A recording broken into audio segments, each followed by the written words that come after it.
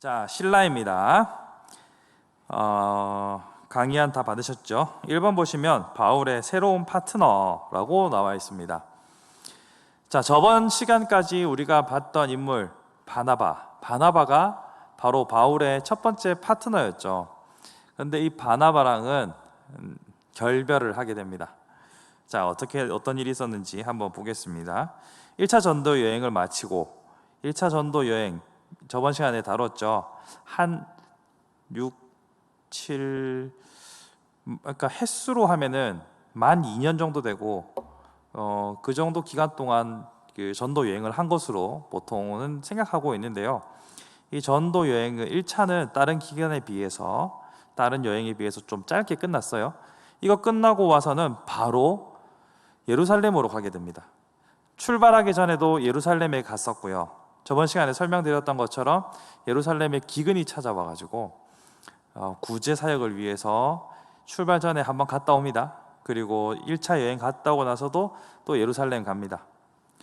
예루살렘 공회가 있어가지고요. 사도들이 모여서 함께 이제 율법에 대하여서 논의할 바가 있어서 갑니다. 갔다가 돌아와서 바로 이제 2차를 또 떠날 준비를 해요. 1차와 2차 사이에는 공백 시간이 별로 없거든요. 그래서 바로 떠날 건데 문제가 있었습니다. 바로 마가 요한이죠. 이 마가 요한 때문에 1차 때 조금 어려움이 있었어요. 중간에 이탈을 한 거죠. 마가 요한이. 어떤 이유로 이탈했는지는 모릅니다. 그런데 2차 전도 여행을 갈 때도 마가 요한을 데리고 가자. 이게 바나바의 입장이었어요. 여러분 다 잘 알고 계시죠? 그래서 바나바는 사랑이 많은 사람, 또 교회 안에서 품어주고 아껴주는 사람을 저 사람은 거의 뭐 바나바급이다 바나바급이다 이렇게 말을 하는데 참으로 바나바는 안아줬지만 바울은 그와 할 수 없다라고 단호박 같은 결정을 내립니다. 그래서 이제 각자 팀을 꾸리기로 했어요. 그 저번 시간에 다뤘던 것처럼 바나바는 바나바대로 또 구브로 지역에서 또 왕성한 활동을 했고요. 바울은 새로운 동료가 필요한 시점이 되었죠. 그래서 누구를 할까 고민을 안 했습니다. 미리 마음속에 점 찍어 놓은 사람이 있었던 거죠. 그게 바로 신라입니다. 신라를 관심 있게 지켜보고 있었고 그에 대한 긍정적인 평가를 내리고 있었던 것으로 보입니다. 그러면 바울과 신라가 어떻게 만나게 됐는지 서로의 동선들을 한번 살펴보겠습니다. 서로 다른 지역에서 다른 삶을 살아왔는데 어떻게 친하게 되었는지를 한번 볼게요. 먼저 신라는 예루살렘 교회의 한 지체였습니다. 사도행전 15장 22절부터 29절 말씀을 보면 자, 이때 15장은 예루살렘 공의회가 나오는 그 장면이에요. 여러분 다시 한번 사도행전을 암기하고 계신지 저번에 가르쳐 드렸던 것 잘하고 계신지 한번 테스트 해볼게요. 자, 1장에는 빨간 글씨 있으니까 예수님 이야기니까 빼고 몇 장까지 사도와 교회들의 이야기라고 했죠? 12장까지 12사도니까 12장까지 교회와 사도의 이야기고요. 13장부터 쭉 바울의 이야기입니다. 13번째 사도인 바울의 이야기 13장부터 쭉, 그리고 1, 2, 3차는 각 3장씩 15, 16, 17, 18, 19, 20, 21, 22, 23 3장씩 1차, 2차, 3차, 그리고 나머지 22장부터 28장까지는 감옥에 들락날락 옥중서신. 간단하죠? 네, 여기서 제가 한 가지 팁으로 15장은 1, 2, 3차에 3장씩 묶으려고 해서 들어간 거지 15장은 예루살렘 공의회가 있었다라고 말씀드렸어요. 그래서 이 강의가 끝나기 전에 예루살렘 공의회에 대해서 제가 따로 정리해서 한번 설명을 드릴 시간이 있으면 할게요. 그런데 이때 결의됐던 내용 플러스 또 각 지역 교회에 필요한 내용들을 담아가지고 예루살렘 교회에서 이 지역 교회로 편지를 보내요. 옛날에는 전화도 없고 오늘날처럼 줌으로 할 수 있는 것도 아니고 편지의 방식으로 교육하는 것이 가장 합리적인 방식인 거죠. 그래서 사람을 보냅니다. 안디옥 교회로요. 이 안디옥 교회로 사람을 보내는데 아무나 보낼 수는 없겠죠. 일단은 믿을 만한 사람이어야 할 것이고 편지의 내용을 잘 설명하고 가르칠 수 있는 사람이어야 합니다. 이 정도는 뭐 기본 소양으로 갖추고 있어야 전하는 사람이 되겠죠. 그렇게 해서 이 회의의 결과와 권면을 담은 편지를 실라와 유다 편으로 보내게 됩니다. 성경 사도행전을 보시면 제가 밑에 잠깐 간단하게 이렇게 넣어놨죠. 여기에 보내기로 한 바사바라 하는 유다와 실라더라. 유다가 워낙 많아가지고요, 앞에 뭐 붙여야 구분이 좀 됩니다. 가룟 유다 등등. 그렇게 바사바라는 유다랑 실라가 이 편지를 가지고 갑니다. 이때 이 안디옥이라는 동네로 가는데 오늘 23절 밑에 내용을 보시면 안디옥과 수리아와 길리기아에 있는 이방인 형제들에게 문안하노라 이렇게 돼 있죠. 이 편지들을 이제 돌려보는 겁니다. 바울의 편지도 그런 식으로 나중에 2차, 3차 전도 여행 하는 동안 1차에 들렀던 데, 2차에 들렀던 데에 편지를 보내거든요.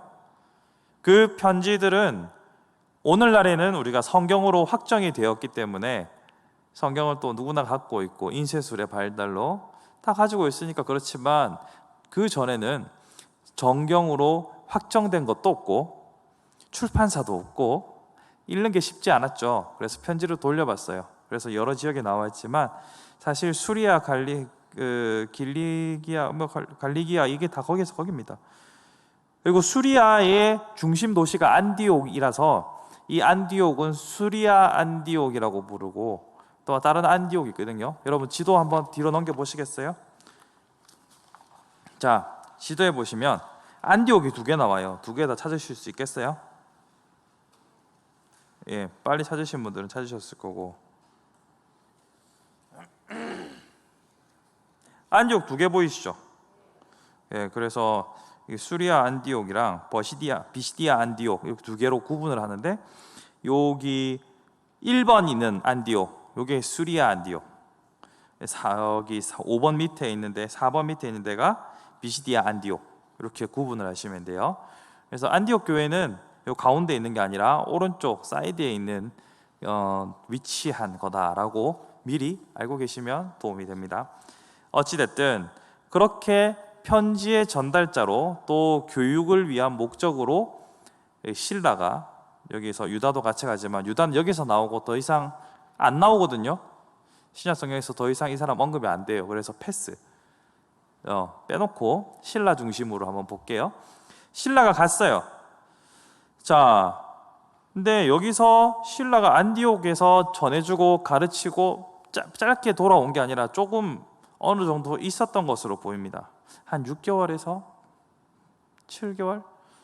한 6에서 8개월 사이 정도로 추측을 하는데요. 그 기간 동안 너무너무 사역을 잘한 거예요. 어떤 식으로 잘했는지 보면요, 일단은 실라랑 이 유다는 다 예언의 은사가 있는 자들이다라고 성경은 설명하고 있어요. 성경에서 말하는 예언의 은사가 뭘까요? 예언의 은사, 미래의 일을 말해주는, 앞으로 어떻게 될 거다라고 말해주는 그런 사역을 예언의 은사라고 하진 않습니다. 성경이 말하는 예언은 영어로 설명을 드려서 죄송한데요, foretelling, 그러니까 앞으로 일어날 일을 말해주는 것을 예언이라고 성경은 말하지 않아요. 예언 사역이라는 것은 하나님의 뜻과 하나님의 말씀이 무엇인지를 알려주는 자를 말합니다. 그러니까 여러분들이 예언의 은사 이렇게 할 때 아주 없지는 않습니다. 장차 어떻게 될 것인지에 대해서 말하는 은사가 아주 없지는 않아요. 그러니까 foretelling과 His will, 하나님의 뜻과 어떤 그 경계선이 좀 모호할 때도 있어요. 그런데 사실은 성경에서 예언을 말할 때는 대부분 하나님의 말씀 그 자체를 말합니다. 그래서 이 실라가 예언하는 자다, 예언의 은사를 가지고 있다라는 것은 단순히 박수무당의 역할이었다라고 생각하시면 곤란하고요. 말씀을 밝히 알고 또 영분별력을 가지고서 때에 따라 필요한 말씀을 전하는 자였다라고 이해하시는 것이 훨씬 더 옳은 표현입니다. 사실 우리는 그런 식의 예언을 많이 원해요, 그죠? 동쪽으로 가면 귀인을 만난다는 식의 말을 해주면 괜히 설레고 좋잖아요. 물을 조심해라. 물은 누구나 조심해야 됩니다. 예. 수영 선수도 물은 조심해야 됩니다. 누가 막 그 말을 못해요. 그렇지만 우리는 미래를 늘 모르니까, 막연하니까, 불안하니까 알고 싶어요. 그 마음의 심리를 잘 이용하는 사단의 게임에 속지 마시고, 하나님께서는 항상 오늘 내가 하나님의 뜻에 합한가를 물어보시기 때문에 너무 거기에 현혹되시면 안 됩니다. 어쨌거나 말씀 잘 가르치고, 또 흥미로운 지점이 있어요. 이방인 형제들을 격려해 주었다라고 말합니다. 초대교회의 가장 큰 문제 중에 하나가 이방인과 유대인들 사이의 문제였어요. 사도행전에서 집사를 세우는 것도 헬라파 과부들과 유대파 과부들 사이에서 이 구제가 공정하게 잘 이루어지지 않아서, 원활하게 이루어지지 않아서 집사를 뽑는 계기가 촉발이 되었지 않습니까? 어떤 집단이든지 이 알력이라는 것이 있고, 그 내적 갈등이라는 것은 존재하기 마련입니다. 어쩔 수가 없습니다. 은혜가 그렇게 충만한 초대교회조차도 그러했던 거죠. 그러면 이 이방인 교회인 안디옥을 한번 생각해 보자고요. 안디옥 같은 경우는요, 먼저 기존의 유대인들, 그러니까 디아스포라 유대인들이죠. 그들이 먼저 회당을 중심으로 해서 기독교 안으로 들어옵니다. 그리고 바나바가 열심히 사역하면서 기존의 헬라인들도 교회 안으로 들어오게 되었어요. 그러면 그 두 집단이 한 교회 안에 공존하게 되는 거예요. 그렇지만 둘은 좀 차이가 있습니다. 유대교 출신 기독교인들은 할례를 받았고 율법을 따라 사는 삶을 살았던 사람이고, 이방인들은 그 율법과는 상관이 없는 사람들이란 말이죠. 그러니까 그 안에서 사소한 갈등만 생겨도 언제든지 틈이 벌어질 수 있는 위험 요소들을 안고 있었어요. 거기다가 할례는 눈에 잘 보이진 않지만 몰라치면 보이는 거잖아요. 무슨 말씀인지 아시죠? 예, 확인 가능한 거예요. 근데 마음은 확인이 불가능합니다. 내 마음이 그렇지 않다라고 우리말로 세우면 답이 없습니다. 그거 아니라니까 이렇게 막 세우면 뭐 어떻게 할 겁니까? 마음은 열어서 보여줄 수도 없고, 마음을 열어서 보여줄 수 있다면 많은 상상이 생기죠. 근데 할례는 마음만 먹으면 그런 마음을 먹을 일이 별로 없겠지만 보이는 거잖아요. 그래서 아무래도 살아온 환경이 다르고 또 문화도 어느 정도 차이가 있고 눈에 보이는 징표들이 다르다 보니까 서로 잘 지내다가도 언제든지 삐끗하면 우당탕탕 할 수 있는 위험을 안고 살아가는 것이 이 초대교회의 안디옥이든지 갈라디아 지역에 있는 모든 교회들, 특별히 빌립보, 에베소, 여기 성경에 나오는 교회들 있죠. 다 그런 위험 요소들을 안고 있었어요. 열애가 없었어요. 그런데 정통 유대인이라고 할 수 있는 그 신라가 이 안디옥 지역에, 안디옥 아까 지도에서 봐서 알겠지만 이스라엘 아니잖아요. 안디옥 지역에 가가지고 이방인들과 너무 잘 지내는 거예요. 너무 화합하고 하나로 어우르고, 그들을 또 잘하니까 그 이방인들도 이 신라를 귀하게 여기고 아름다운 교제가, 화합이 이루어졌던 거죠. 이거를 바울이 쭉 지켜보고 우리 표현으로 그거 참 사람 됐다 생각한 거죠. 그렇게 해서 유다와 신라를 유심히 지켜보고 있었는데 시간이 돼서 이제 다시 돌아가야 해요. 원래 예루살렘 교회에서 중요한 리더였기 때문에 돌아갑니다. 그래서 사도행전 15장 33절을 보면 예루살렘 교회에서도 그들은 형제 중에 인도자라 칭했던 오타예요. 칭입니다. 칭했던 것을 보면 매우 중요한 직분을 수행했던 것으로 보여요. 그러니까 잘하는 사람은 어디 가도 칭찬 받는 것 같아요. 여기서 예루살렘 교회에서도 칭찬받는 사람이었고 가서도 잘했다는 거죠. 그러나 바울은 돌아갔지만 실라를 전도의 동역자로 삼기를 원했고 실라는 바울의 요청을 수락합니다. 그래서 전도여행, 2차 전도여행을 같이 떠나게 되는 거죠. 이렇게 둘의 접점은 안디옥 교회라는 지역에서, 그리고 예루살렘 교회에서 회의하면서도 마주쳤을 거예요. 그런 접점으로 인해서 서로에 대해서 알게 되었고 바울이 전도 여행에 필요한 동지로 삼게 되는 일에 마가도 한 역할을 하게 된 거죠. 자, 이렇게 생각해 보면 이까지의 이야기를 보면 바울과 바나바가 찢어지는 것이 그때 당시의 상황에서 또 겉으로 봤을 때는 그렇게 썩 아름다워 보이진 않았을 거예요. 왜들 그렇게 싸웠어? 이러면서 또 등을 돌리고 갈라서는 것이 당시에는 좀 보기에 민망할 수도 있고, 아니, 그 어르신들이 그렇게 싸워 그렇게 하냐 할 수도 있었을 거예요. 물론 이 다툼과 갈등이라는 것이 항상 권장될 만한 건 아니에요. 근데 결과론적으로는 그 투트랙으로 또 다른 지역으로 이렇게 펼쳐져서 사역을 할 수 있는 계기가 되었고, 실라라는 인물이 전도 여행의 일꾼으로 등용이 되는 기회가 되죠. 자, 여기서 잘 보시면 둘이서 감정 싸움, 그러니까 서로의 단순한 감정 싸움이었는가 생각해 보면 그렇진 않아요.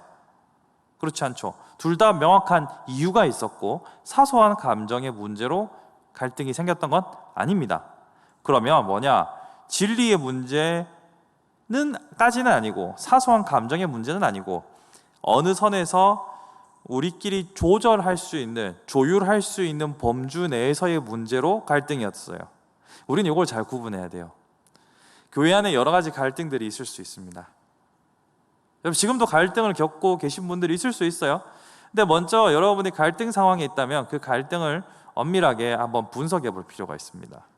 이것이 진리의 문제인가? 아니면 감정의 문제인가? 아니면 누가 어떤 선택을 하든지 죄가 되지 않는 회색지대인가? 중간지대인가? 회색은 아니고요. 중간지대인가? 이걸 구분할 수 있어야 돼요. 이게 왜 중요하냐면 진리의 문제에 있어서는 양보하기가 힘들죠. 감정의 문제라면 둘 다 포기해야 돼요. 근데 둘 다 선택할 수 있는 중간지대라면 적절한 합의점을 찾든지 아니면 방법을 찾아야 합니다. 그렇게 하면 그것을 통해서 또 파생되는 다른 효과들이 있을 수 있어요. 근데 여기서 우리가 제대로 구분하지 못하면 다 감정의 문제로 빠집니다. 그렇죠. 진리의 문제에 있어서도 진리의 문제로 시작했다가 감정의 문제로 끝나는 경우가 생겨요. 그러니까 우리는 항상 1번 진리의 문제든지 2번 중간의 문제든지 간에 감정의 문제로 끝나지 않도록 하는 것에 주의를 기울여야 돼요. 그렇게 하면 서로의 의견이 달라서 각자 다른 길을 선택한다 하더라도 하나님의 일은 형통하게 이루어집니다. 진리의 문제 아닌 중간에서 지대에서 바울은 이런 선택을 했고 바나바는 다른 선택을 했잖아요. 그 둘 다 이런 면에 있어서는 누가 더 옳다라고 말하기는 어렵습니다. 어려워요. 이런 중간적인 애매한 문제들이 교회 안에 얼마나 많습니까? 사실 교회 안에서 진리의 문제로 다투는 적은 제가 본 적이 별로 없습니다. 왜냐하면 이 문제는 노예에서 거의 알아서 하거든요. 여러분, 진리의 문제로 멱살 잡고 막 머리 쥐뜯고 한 적 있으세요? 없을 겁니다. 이건 노예에서 거의 목사님들이 알아서 해요. 교수님들이랑 모여가지고. 대부분의 문제는 그 정도까지는 아니에요. 그러면 그 안에서 순적하게 일을 만들어 나가기만 한다면 하나님께서 각자의 생각과 각자의 방식을 따라서 하나님이 일하시는 거예요. 역사는 늘 그렇게 이루어져 왔어요. 물론 극단적인 하나님의 터치를 통해서 한쪽이 폭망하고 한쪽이 뭐 어떻게 되고 하는 경우도 있긴 있지만 대부분 경우 하나님께서는 비극도 사용하셔서 순적하게 만드시는 경우들이 있잖아요. 그렇기 때문에 우리는 모든 갈등 상황에서 하나님의 뜻을 찾아가는 지혜로운 길들을 찾기 위해 감정적인 문제로 서로의 머리채를 뜯고 바닥에 나뒹구는 일이 없어야 합니다. 제가 어릴 적에 살던 동네가 부민동인데요, 지금은 거제에 있지만 그때 지방법원, 고등법원이 부민동에 있었거든요. 그럼 제가 학교를, 저희 집이 여기 있고 학교가 여기 있고 사이에 법원이었어요. 그래서 삥 돌아가면 되는데 또 질러갈 거라고 그 안으로 들어가 보면 가관입니다. 머리채 잡고 쥐어뜯고 막 뒹굴고, 저쪽에서는 뭐 조기 줄줄이 엮어서 가는 것처럼 포승줄에 끌려가고 막 초록색 죄수복 입고 막 사람들 가고, 어릴 적부터 그런 걸 많이 봐서 그런지 그런 갈등 상황들이 항상 슬퍼요. 슬프게 저의 기억 속에는 슬프게 남아 있어요. 교회 안에서도 갈등이 있을 수 있어요. 없을 수 없죠. 그런 갈등 상황이 하나님의 뜻대로 순적하게 이루어져 갈 수 있는 일에 여러분의 지혜를 모으시길 바랍니다. 그렇게 지혜를 모으면 합력하여 선을 이루시는 하나님께서 여러분들에게 또 적당한 임무를 안 주시겠습니까? 어쨌거나 계속 가보겠습니다. 자, 신라와 관련해서 여러분들이 많이 기억하는 건 아마 이 강제 탈옥 사건일 거예요. 탈옥은 자발적으로 하는 거잖아요. 근데 요거는 강제로 탈옥을 당했어요. 무슨 말인지 아시죠?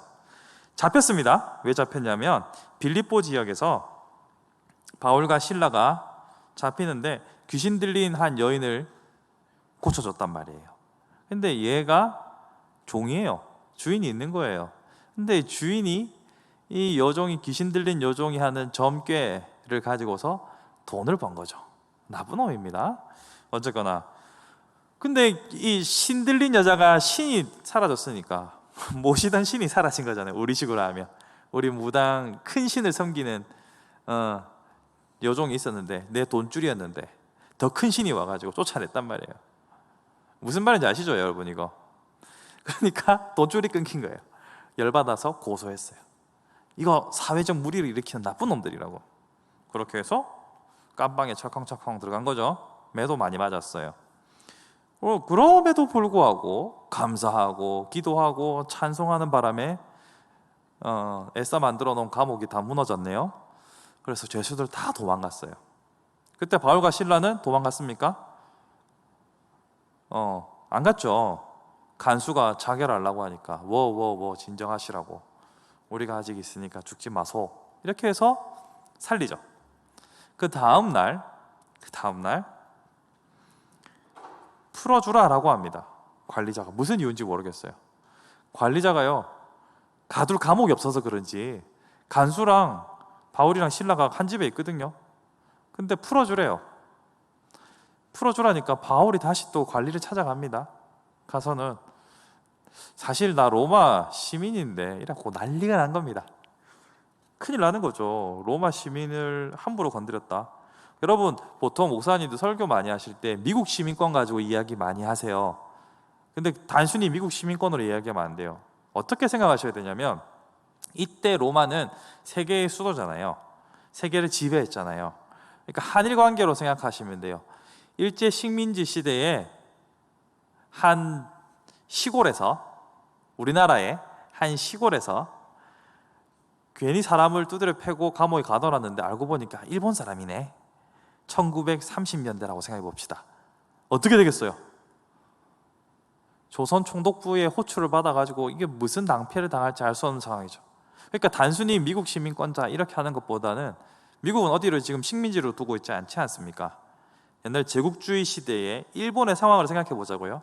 일본이 한국을 식민지로 삼고 있는데, 대한민국 하긴 저기 깊은 산골에서 일본인을 그렇게 가뒀다, 문제가 되죠.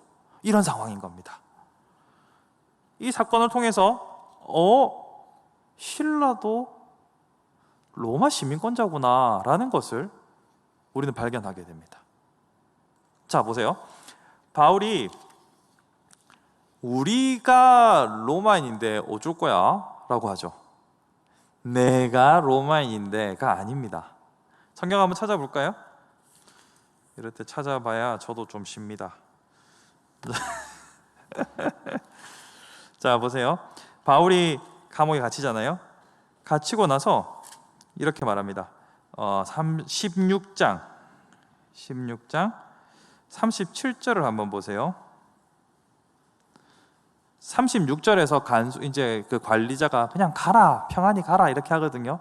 그러니까 37절에서 바울이 이르되 로마 사람인 우리를 죄도 정하지 아니하고 공중 앞에서 때리고 옥에 가두었다가 이제는 가만히 내보내고자 하느냐?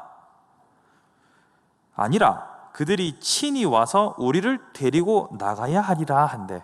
자꾸 우리 나와 있죠. 여러분, 우리는 혼자 아닌 거 알죠? 지금 두 사람밖에 없잖아요. 그러니까 이 둘 다 로마 시민권자예요. 여러분, 신라가 좀 다르게 보이지 않습니까? 갑자기 신라가 유대인이었지만 로마 시민권을 가진 사람이에요. 그러면 클래스가 보통이다 아니다? 보통이 아니다라는 걸 알 수 있죠. 바울도 로마 시민권을 가진 것으로 인해서 스스로 내가 모든 것을 배설물로 여기지만 나도 로마 시민이거든 이렇게 서신에서 몇 번 자기를 항변할 때가 있죠. 엄청난 지위를 가진 사람이었던 거예요. 그러니까 보통 사람 아닙니다. 신라는 엄청난 지위를, 사회적 신분을 가지고 있는 사람이었어요. 더 재미있는 것은요, 빌립보에 체포됐을 때, 지금 5번으로 넘어갔습니다. 신라가 성경에서 신라라고 불리기도 하고 실루아노라고도 나와 있는 데가 있어요. 이건 바울, 사울 나온 것처럼 바울은 헬라식 이름이고 사울은 히브리식 이름이에요. 그래서 유대인들 많은 지역에서는 사울로 불리고 외국에 나가면 바울인 거예요. 그런 것처럼 실루아노는 라틴어예요. 로마의 언어 라틴어. 헬라어가 전 세계에 정리를 하셔야 되겠다, 그죠? 성경에 나오는 히브리어 있죠, 히브리어는 구약 성경에 쓰여졌던 이스라엘의 고대 문자고요. 오늘날 이스라엘도 히브리어를 쓰는데 고대 히브리어와 현대 히브리어는 모양은 비슷한데 약간 다르다고 합디다. 히브리어가 있고요. 그 다음에 헬라어가 있어요. 헬라어는 뭐냐면 여러분 신구약 중간사를 보시면 헬라 제국이라는 것이 일어서요. 헬라 제국의 왕이 대빵이 누구죠? 알렉산더가 저보다 어린 나이에 세계를 정복하고 죽습니다. 그때 그 헬라 제국의 언어가 전 세계에 쫙 퍼져요. 그러고 나서 헬라 제국이 망한 다음에 신흥 강국이 바로 로마인데, 로마가 다스리던 나라의 정식 교양인 언어는 라틴어가 되지만 그 전까지도 헬라어의 영향력이 막강했어요. 그래서 예수님 당시에 예수님 당시부터 해가지고 성경이 쓰여졌던 시기에 라틴어로 성경이 쓰여지지 않았고 헬라어로 성경이 쓰여졌던 것을 볼 수 있어요. 그러면 라틴어는 보다 그 뒤에 중요한 언어로 부각되는 거죠. 그래서 헬라어 이름, 바울은 헬라어 이름이고 여기 실루아노는 라틴어 이름, 그렇게 이해하시면 됩니다. 시간 순서를 이렇게 정의하시면 돼요. 히브리어, 헬라어, 라틴어. 헬라어는 뭐 지금도 그리스에서 쓰는 말들은 헬라어, 고대 헬라어, 현재 헬라어 있지만 헬라어로 쓰는 거예요. 자, 어쨌거나 그러니까 단순한 유대인이 아니라는 걸 알 수 있겠죠. 이름부터가 독특해요. 실루아노인데 신라라고 불리는 건 애칭. 그 시골에 옛날에 보면 다 무슨 이름은 정희인가 그런데 막 희야 이렇게 부르는 데 있잖아요. 그렇게 저도 40년 가까이 삼촌 이름이 그건 줄 알았는데 알고 보니까 본명은 따로 있더라고요. 그런 경우도 있어요. 저는 무슨 삼촌 이렇게 불렀는데 본명이 따로예요. 그래서 누구세요 하는 경우가 생깁니다. 어쨌거나 그런 이름인데 이름부터 범상치 않아요. 근데 여기서 재밌는 게 있어요. 이 빌립보 지역에서 전도할 때 팀원이 4명이에요. 성경에 나오는 팀원이. 그러니까 바울과 실라만 있어서 바울과 실라가 잡혀간 게 아니고 팀원이 4명이었어요. 팀원을 한번 살펴볼게요. 먼저 루스드라에서 디모데가 합류했고, 그림의 3번 내용이에요. 3번 보시면 이 루스드라 지역에서 디모데라는 걸출한 인물이 합류하게 됩니다. 또 나중에 누가도 합류해요.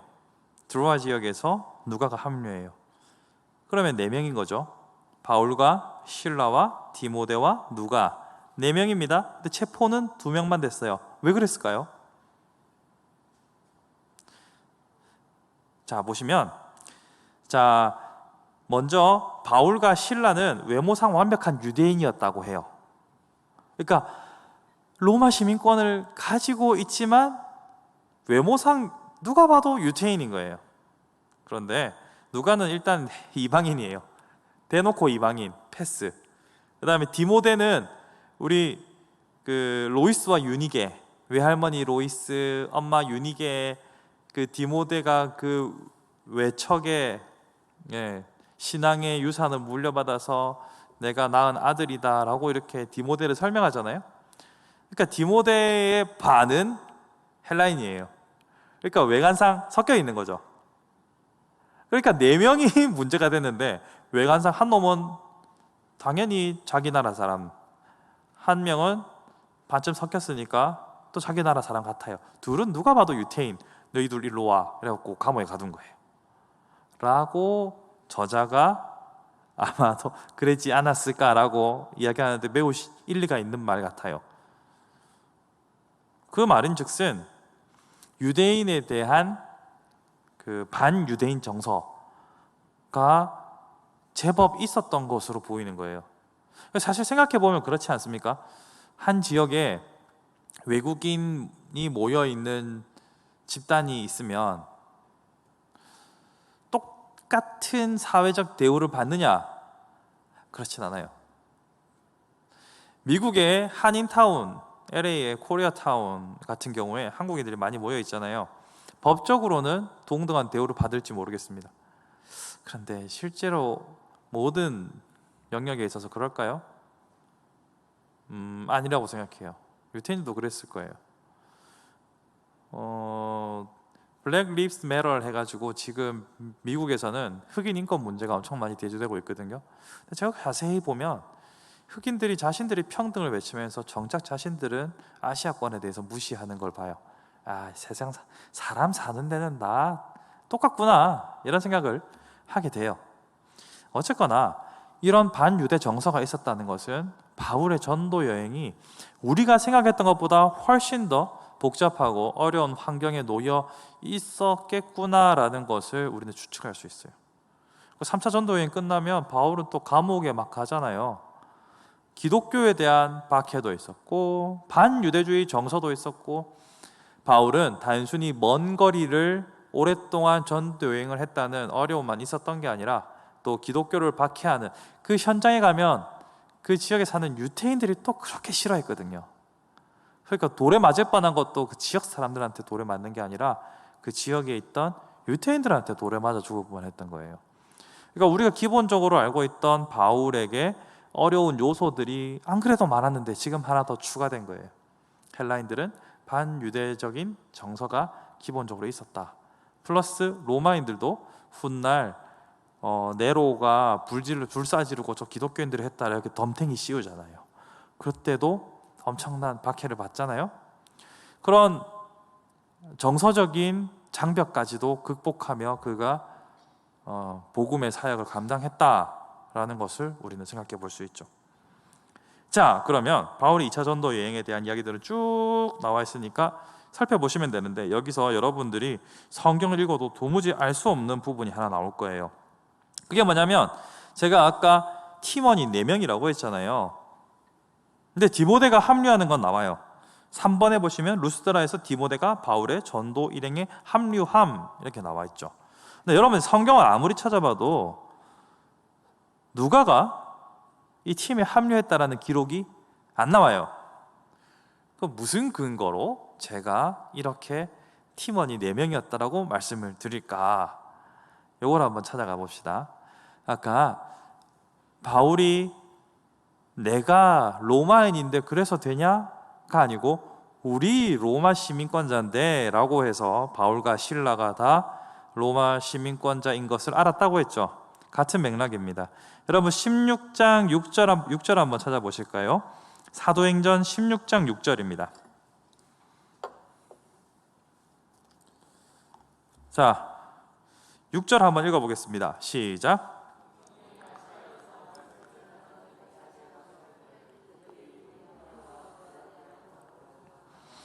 자, 여기서 포인트는 그들이입니다. 그들이에 체크하시고요. 그 다음에 7절에 보시면 영이 허락하지 아니하시는지라 무시하를 지나 드로아로 내려갔는데 돼 있죠. 그리고 9절에서는 환상이 나오는 겁니다. 마게도니아에서 꿈에서 마게도니아 사람이 나와가지고 바울한테 컴온 이렇게 하는 거예요. 컴온은 아니겠죠. 오세요. 하여튼 뭐 오라고 했어요. 와서 우리를 도우라 라고 꿈을 꿉니다. 그러고 나서 10절에 어떻게 나와 있는지 한번 읽어보겠습니다. 10절 시작.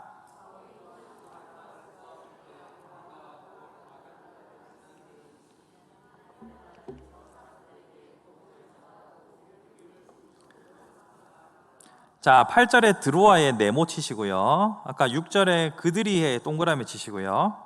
10절에 우리가에 동그라미 쳐보세요.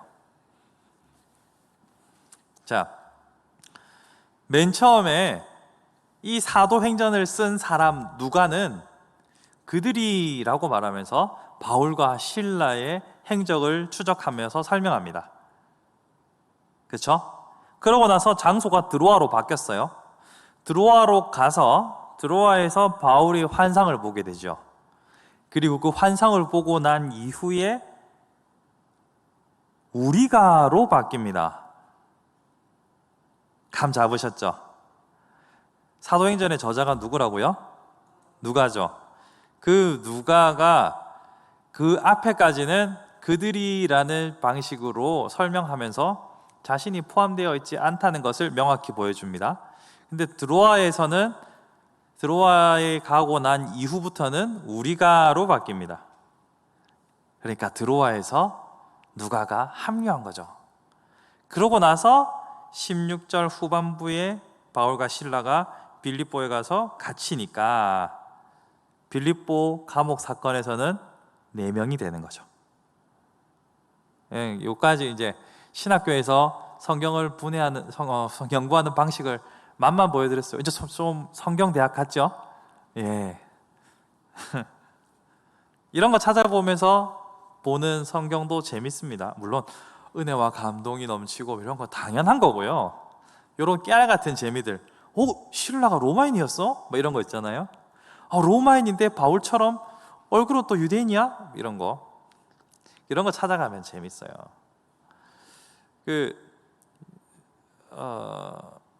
생각이 안 난다. 넘어가겠습니다. 자, 이런 것들을 잘 보시면서 성경을 알아가면 여러분이 가르칠 때도 재밌어요. 성경을 이렇게 내가 이 재밌는데 이라고 가르쳐주면 여러분들도 머릿속에 잘 남고 배우는 사람도 여러분이 신기했던 것만큼 또 신기해하겠죠. 여러분이 성경 교사들이 다 되었으면 좋겠습니다. 자, 그러면 그 다음 장으로 넘어가 보겠습니다. 탁월한 조력자. 자, 신라를 설명할 때 있어서 탁월한 조력자라는 제가 타이틀을 붙였는데요. 2차 전도 여행 중에 바울은 서신서를 씁니다. 상식적으로 생각해 보면 서신서를 쓰려면 한 번도 안 본 사람한테 서신을 쓰기도 해요. 펜팔 같은. 그렇죠? 근데 아직은 바울의 사역이 초기라서 없어요. 로마서 같은 경우는 바울이 로마 교회에 가본 적은 없잖아요. 없어요. 없고 바울은 나중에 죄수의 신분으로 로마로 압송되는 경우는 있지만 로마 교회를 방문한 적은 없지만 로마 교인들의 소문을 듣고 편지를 쓰기는 해요. 그런데 그 편지를 쓰려면 로마 교회의 소문을 들어야 하고 로마 교회도 나름의 사건들이 있어야 소문이 들어가는 거죠. 그러니까 아직 바울이 서신서를 쓸 만큼 무르익지 않았기 때문에 1차 전도 여행 때는 편지가 없어요. 2차 전도 여행부터는 본격적으로 편지를 쓰기 시작합니다. 왜냐하면 1차 때 갔다 왔던 지역들의 안부를 묻고 거기에 필요를 채우기 위해서. 그러니까 앞으로 서신서들은 2차 전도 여행부터 나오기 시작할 거다라는 것을 여러분들이 아시면 좋겠어요. 그 1차 전도 여행 때는 없는 거죠. 자, 그런데 중요한 게 있습니다. 바울은 2차 전도 여행 때 데살로니가 전후서를 기록하는데요. 이때 바울은 종종 내가 아니라 우리가라는 표현을 종종 씁니다. 제가 지금 대명사를 계속 강조하고 있는데 지금 내가 1인칭이 아니고 우리가 1인칭 복수, 맞죠? 단수가 아니라 복수로 쓰잖아요. 이런 표현은 서신서를 기록하는 일에 옆에 신라의 역할이 있었던 것으로 보여요. 밑에 박스에 보시면요, 나 바울은 친필로 너에게 문안하노니, 친필로 문안하노니, 이게 다 서신서 맨 막바지에 있는 거예요. 그러니까 그 앞에는 다른 사람이 다 쓰고 마지막에 자기가 끄적끄적 쓰는 거죠. 그 앞에는 다 불러줬을 거예요. 불러주고 대필하고. 그러니까 쓰는 것도 쉽지가 않았을 것이고, 오늘날 쓰는 것보다 바울이 건강이 안 좋아서 그랬을 수도 있고, 옥중서신 여기 보면 골로새서나 또 이쪽 쓸 때 바울이 건강 상태가 어땠는지 우리는 몰라요. 모르는데 대피를 종종 썼던 것으로 보여요. 근데 이때 대피를 할 때 기록을 생각해 보면 데살로니가 전서도 우리가라는 표현을 썼다. 이 말은 신라가 그 글 쓰는 일에 동참했다는 게 되죠. 이러한 일을 감당한 것은 단순한 동역자 이상일 수도 있어요. 자, 급을 한번 나눈다는 게 좀 웃긴데요. 급을 나누면 바울이 있죠, 신라가 있어요. 이 둘은 동등한 관계예요. 제가 어릴 적에 성경 동화를 보면 바울은 조금 담임 목사 같고 그 다음에 신라는 부목사 같은 느낌으로 그림을 그려놨었는데, 성경의 기록을 보면 동급, 둘은 동역자. 그럼 부목사 역할을 누가 하느냐? 디모데랑 누가는 약간, 제가 이렇게 말하니까 부목사님 제가 서글퍼지네요. 뭐 그게 그러니까 급을 나누자면 둘은 바울과 신라는 동료, 그다음에 이 밑에는 이제 밑에서 도제 교육으로 배우는 사람들이라고 보시면 그게 거의 맞아요.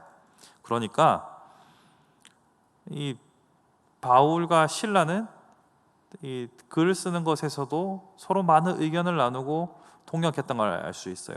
거기다가 바울과 신라는 너무나 많이 닮아 있었던 사람입니다.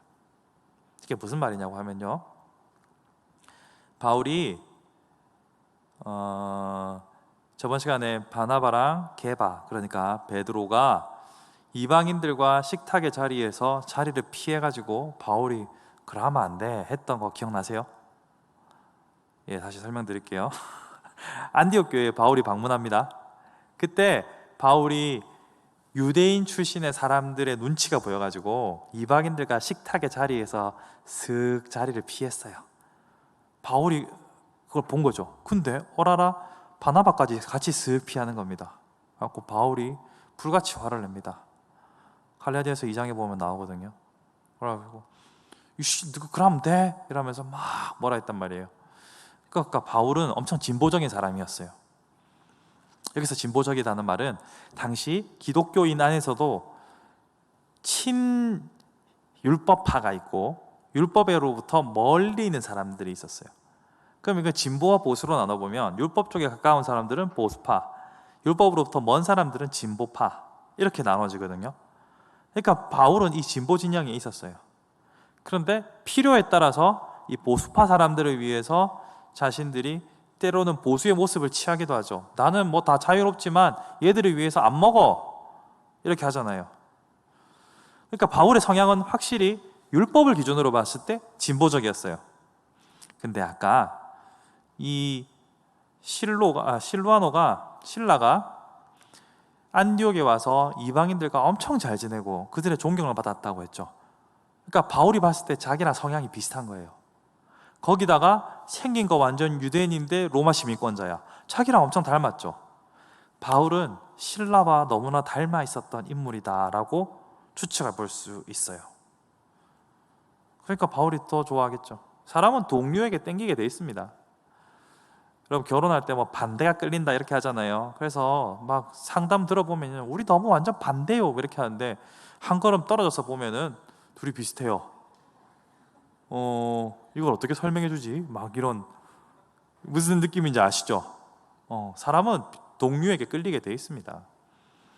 너무 다른 사람에게 호기심은 생길 수 있을지 모르겠는데 바울이 그렇게 신라와 매우 비슷한 상황과 성격을 가지고 있었던 것으로 보여요.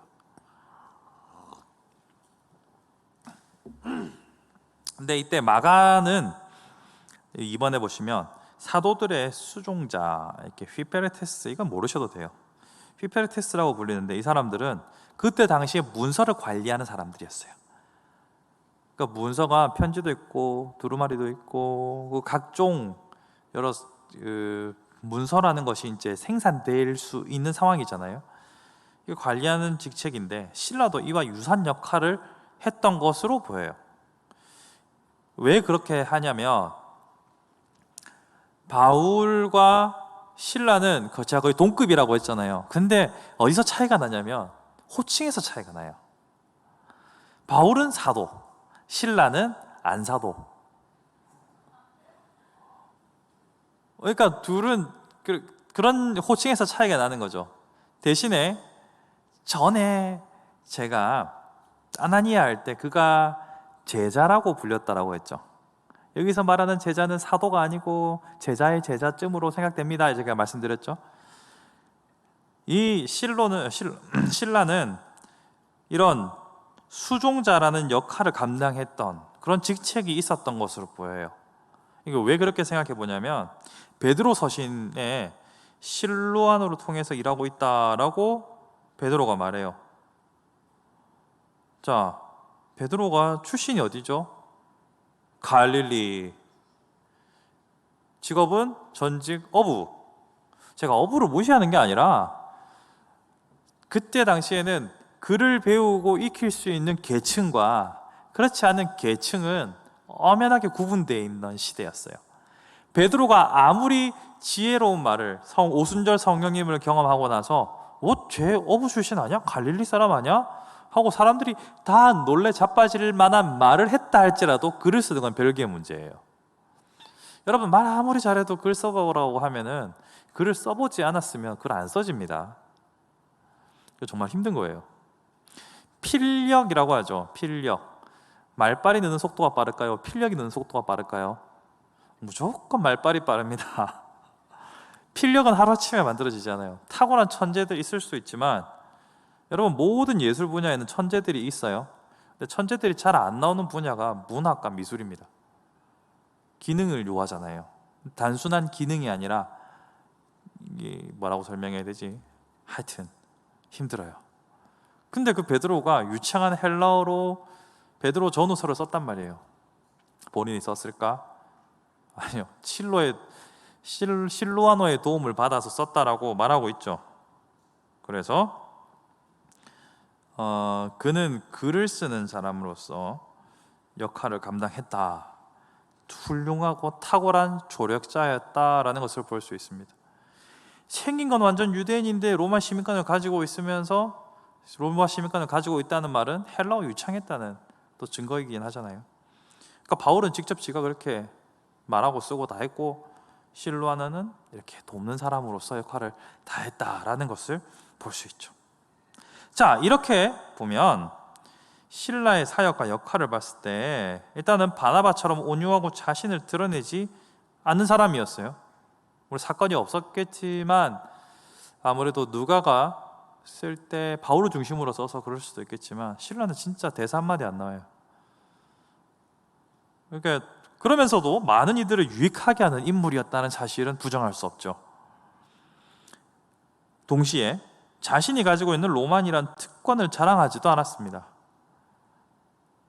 바울이 뜯어 말려서 안 했을지도 모르겠지만 감옥 갈 때 어쨌거나 안 했잖아요. 그 특권을 이용하면은 암행어사 출두요 그 마패 같은 그런 무시무시한 힘을 발휘할 수 있는 것이 시민권인데 안 해요. 또 예루살렘 지도자, 교회 지도자로서의 권한도 일체행하지 않았어요. 여러분 안디옥 교회가 나중에는 예루살렘 교회보다 더 커지긴 하는데 그래도 대빵은 예루살렘 교회입니다. 원조 맛집, 맛집이라니, 원조. 그 어머니 교회가 되는 거죠, 거기가. 그리고 안티옥 교회는 뒤에 생겼고 예루살렘 교회의 결정을 따르는 어떻게 보면 종속적인 관계였잖아요. 그건 종속적인 관계의 지도자예요, 실로는. 그럼에도 불구하고 자신은 전혀 드러내지 않아요. 그렇죠? 어떤 권한도 행사하지 않습니다. 또 그는 정통 유대인이지만 자유롭고, 하나만 더 꺼주세요. 유연한 사고로, 우연한 사고 아닙니다. 유연한 사고로, 죄송합니다. 얼마나 인간미 넘치는 오타들의 향연입니까? 유연한 사고로 이방인들과 어울리는데 아무런 문제가 없었어요. 여러분, 이걸 주목해야 돼요.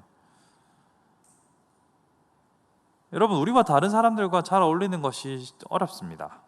제가 전에도 언제 설교 시간에 말씀드렸던 적이 있었던 것 같은데, 저는 그렇게 막 외향적이고 사람들 만나고 삐대고 하는 거 안 좋아합니다. 그렇게 안 보이실 수도 있는데 원래는 그래요. 원래는 혼자 있는 거 좋아하고, 혼자 음악 듣고, 혼자서 정말 멍하게 있으면서 재충전하고 뭐 이런 타입인데, 학창 시절에 항상 제가 목사한다고 해서 괜히 입이 방정이지, 어릴 때 말해가지고 교회 새신자만 오면 저한테 데리고 와가지고 야 좀 챙겨줘라 뭐 이렇게 하는 거예요. 지도 낯설고 나도 낯선데 내가 말 걸어야 되잖아요. 얼마나 이게 스트레스인지 모릅니다. 네. 다른 사람이잖아요, 저랑 완전히. 저랑 완전 다른 사람과 어릴 때부터 계속 지내야만 하는 환경에서 훈련이 돼서 그런지 뭐 지금은 그게 어려움은 없습니다만, 생각해보면 우리는 우리와 다른 사람들을 대할 때 어렵습니다. 이게 어릴 때도 어렵고요, 나이가 들어도 어렵습니다. 오히려 나이가 들수록 더 나와 다른 존재를 인정하고 다름을 받아들이는 것이 어려울 수 있습니다. 나이가 들수록 우리는 배타적일 수 있다는 사실을 인정해야 돼요. 저희 100세 외할머니를 설득하는 것은 지구를 둘로 쪼개는 것보다 어렵습니다. 저희 외할머니 아닌 건 아닌 거예요. 타협점 없습니다. 시대의 변화 개나 줘버려.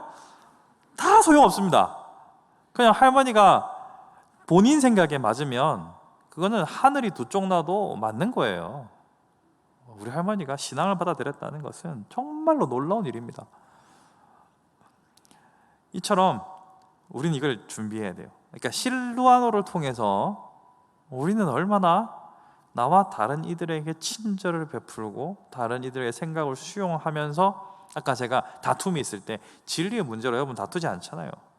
진리 문제가 아닌 것에서 어떻게 합의점을 찾아가고 감정적인 문제로 넘어가지 않는가 연구하고 고민하셔야 돼요. 이거 안 하면요, 제가 장담컨대 장차 한국교회는 세대별로 쪼개집니다. 규모도 줄어들 거는 명백하고요, 세대별로 쪼개집니다. 노인교회, 청년교회, 장년교회, 뭐 애들교회 이렇게 쪼개집니다. 시대에 따라서 그런 모습이 요구될 수도 있겠지만 과연 그게 옳을 건지는 논의가 있을 수밖에 없죠. 그렇게 되면 부모랑 자녀랑 다른 교회 가게 되는 거예요. 부모랑 자녀랑 다른 교회 갈 수 있습니다만 꼭 바람직하다고도 할 수 없지 않습니까? 가급적이면 한 가족이 한 교회에서 같이 신앙생활을 하는 것이 좋죠. 특별히 어릴 때일수록. 우리는 성경의 인물들이 얼마나 수용성을 가지고서 서로를 배려했는가 혹은 배척했는가가 많은 결과들의 변화를 이끌어왔다는 것을 발견해야 합니다. 그렇게 해서 우리도 수용적인 태도로 용납하는 넉넉한 자세를 취해야 합니다. 그렇지 않으면 끝없이 분열하는 수밖에 없죠. 여러분이 알고 있는 진리가 절대적인 거다라고 주장할 수 있습니다만 유태인들도 그렇게 주장했고 예수를 십자가에 못 박았습니다. 어떤 느낌인지 아시겠죠? 우리가 가지고 있는 지식과 우리가 가지고 있는 진리는 늘 하나님의 말씀에 빗대어 보았을 때 부족하다는 사실을 인정하는 것이 중요합니다. 하나님의 진리의 말씀을 내가 바르게 해석하였다, 제가 이렇게 설교하고 20년 후에 정정 설교를 할 수도 있습니다. 저는 연약한 사람이니까요. 제가 참고하는 주석들의 결과물들을 제가 다르게 오해해서 조립했을 수도 있으니까요.